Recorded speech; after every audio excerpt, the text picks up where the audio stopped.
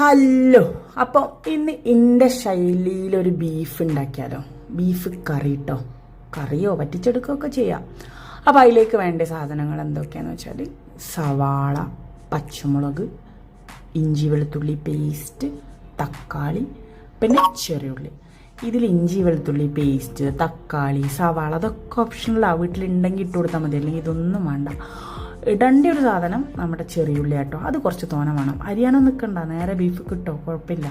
പിന്നെ മസാലപ്പൊടികൾ, മസാല പറഞ്ഞാൽ വാരി വലിച്ച് മസാല ഒന്നും ഇടണ്ട.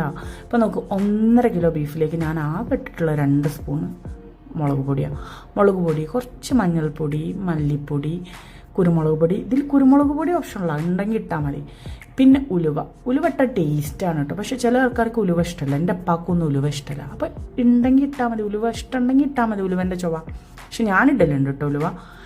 പിന്നെ ഞാൻ ഒഴിവാക്കാത്ത ആളുദവന, ഇവൻ്റെ പേരെന്തേന്, പെരിഞ്ജീരകം, വലിയ ജീരകം. പിന്നെ നാട്ടിൽ നിന്ന് നല്ല കൊണ്ടുപോകുന്ന നല്ല ആട്ടിയ വെളിച്ചെണ്ണ കുറച്ച് ഒഴിക്കുക.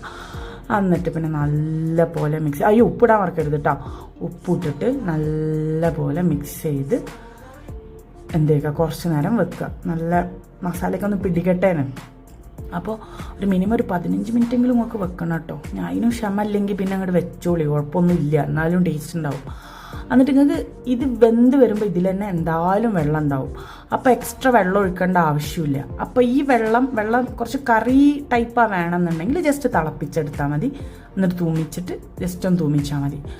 അപ്പോൾ എനിക്കിത് കുറച്ച് കറി ടൈപ്പാണ് വേണ്ടത്, അതുകൊണ്ട് ഞാൻ ജസ്റ്റ് തിളപ്പിച്ചെടുക്കണുള്ളൂ കേട്ടോ. എന്നിട്ട് അതിലേക്ക് കുറച്ച് കറിവേപ്പിലയും ഇതൊക്കെ ആർഭാടം, നമ്മുടെ കസൂരി മേത്തില്ലേ, അതൊക്കെ അവിടെ ഉണ്ടെങ്കിൽ ഇട്ട് കൊടുത്താൽ മതി.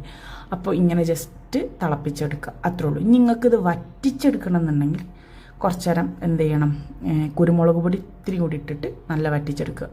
വറ്റിച്ചെടുക്കുമ്പോൾ ഒരു കാര്യം പ്രത്യേകം ശ്രദ്ധിക്കണം, അടി പിടിക്കാതെ നോക്കണം കേട്ടോ.